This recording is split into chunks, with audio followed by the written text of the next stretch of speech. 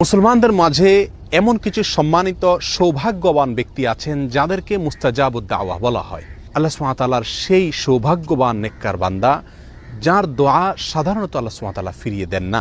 তিনি নিজের জন্য কিংবা অন্যের জন্য যে কোনো দোয়া আল্লাহ সুবহানাহু ওয়া তাআলার কাছে করলেই সেই দোয়া আল্লাহ সুবহানাহু ওয়া তাআলা কবুল করেন। তাকে বলা হয় মুস্তাজাবুদ দাওয়া।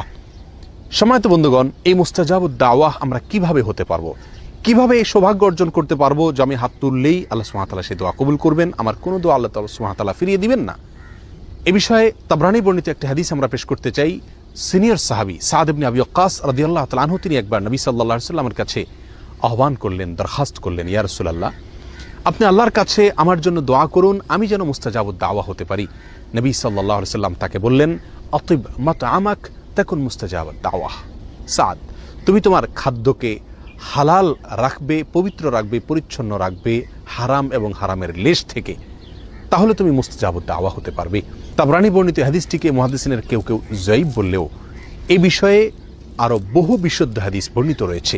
সহিহ মুসলিমের এক হাদিসে নবী সাল্লাল্লাহু আলাইহি ওয়াসাল্লাম ইরশাদ করেছেন যে একজন ব্যক্তি অনেক সময় দুর্গম পথ পাড়ি দিয়ে অনেক দূর দূরান্ত থেকে মক্কায় আসেন, ধুলায় মলিন অবস্থায়, চুল এলোমেলো অবস্থায়, ক্লান্তি এবং সকল কষ্টকে উপেক্ষা করে তিনি এসে আল্লাহর দরবারে হাত তুলেন, দোয়া করেন মক্কায় এসে, বাইতুল্লাহ এসে, এবং তার চাওয়াগুলোকে পেশ করে থাকেন এবং এমনভাবে চান যেন আল্লাহ তাআলা তার দোয়া কবুল করবেনই করবেন।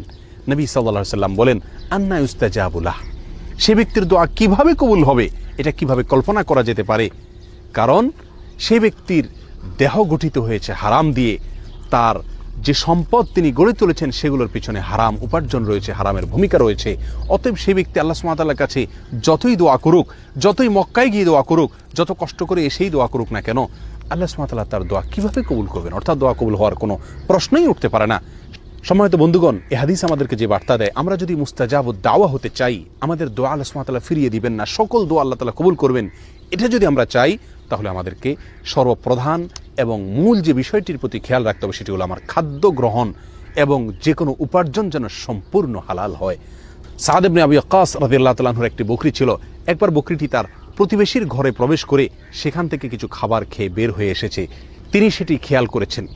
বিষয়টি তার নজরে পড়ার পরে দীর্ঘদিন পর্যন্ত আর তিনি ওই বকরির দুধ পান করতেন না, অথচ নিয়মিত তিনি সেই বকরির দুধ পান করে থাকতেন।